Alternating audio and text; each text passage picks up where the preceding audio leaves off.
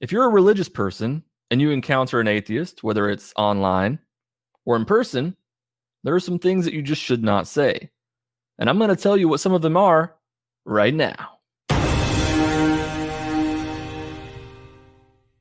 What's up, non-believers, doubters, and skeptics? My name is Kevin Crow. Welcome back to the channel. Actually, you don't have to be a non-believer, doubter, or skeptic to be watching this channel. You can actually be a Christian. You could be a theist of any kind. You could be an agnostic.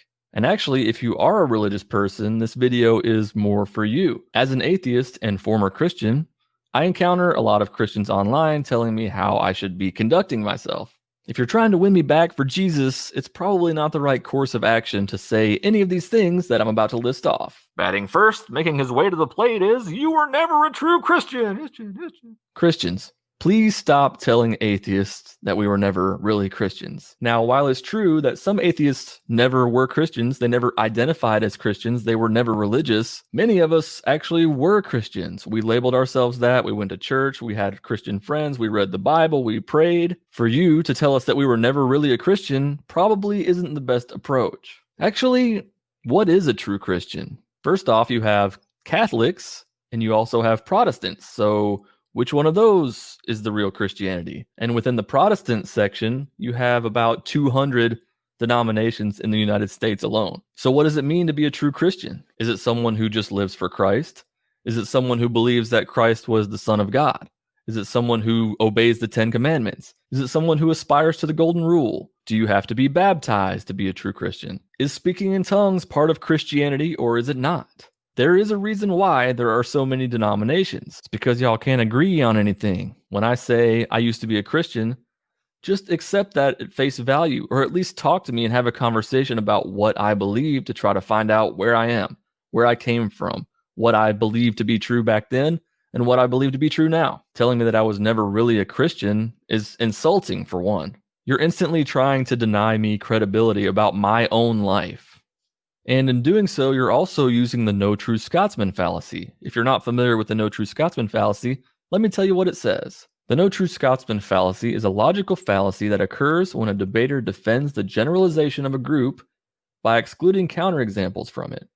For example, it is common to argue that all members of my religion are fundamentally good, and then to discard all bad individuals as not true my religion people. Basically, what you're trying to do is redefine the group. It's basically shifting the goalposts. It's like saying a Christian would never murder someone, and then somebody says, well, my Uncle Bob is a Christian and he murdered someone. And then the first person says, well, no true Christian would really do that. You're changing what the word means to fit your narrative. The second thing that you shouldn't say to an atheist is, hey man, give God a chance. Not all, but a large chunk of atheists have given God a chance. Many of us used to be religious. That would be like me coming to Christians and saying, hey, give Vishnu a chance. Give Zeus a chance. Give all these ancient gods a chance. Your God is not the real one. Give the other gods a chance. Many, many atheists have given God that chance. Also, I don't think we choose our beliefs. We either believe something or we don't. If I were to tell you to believe in those other gods, you're not just going to suddenly be like, all right. You don't believe in it. You either believe something or you don't. You can't force yourself to believe something.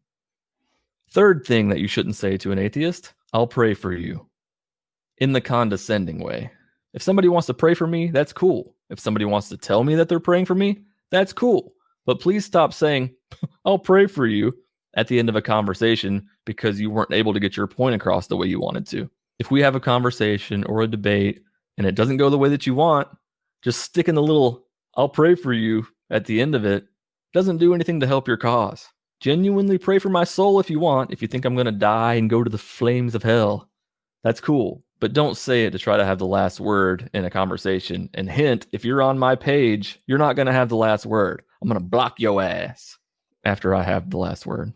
The fourth thing that you shouldn't say to an atheist is, you'll find out. Please stop with the threats of hell. If I tell you that I don't believe in hell, don't end the conversation with, well, you'll find out. I guess you'll find out now, won't you? If the threats of hell couldn't keep me in Christianity while I was in church, then you're lame. You'll find out. Sure as hell isn't going to do it now. Maybe I will find out. Who knows? But you telling me that doesn't mean jack shit to me. Number 5, you hate God. Come on. You can do better than this. You know I don't believe in God. Oh yeah? Well, why do you spend so much time talking about him? I don't spend my time talking about unicorns and leprechauns. Yes, I know, Bob, but people don't worship unicorns and leprechauns. They don't pray to unicorns and leprechauns. They don't want to put leprechauns back in our schools. They don't want the 10 unicorn commandments put up in courthouses. Anyways, back to the point about you hate God.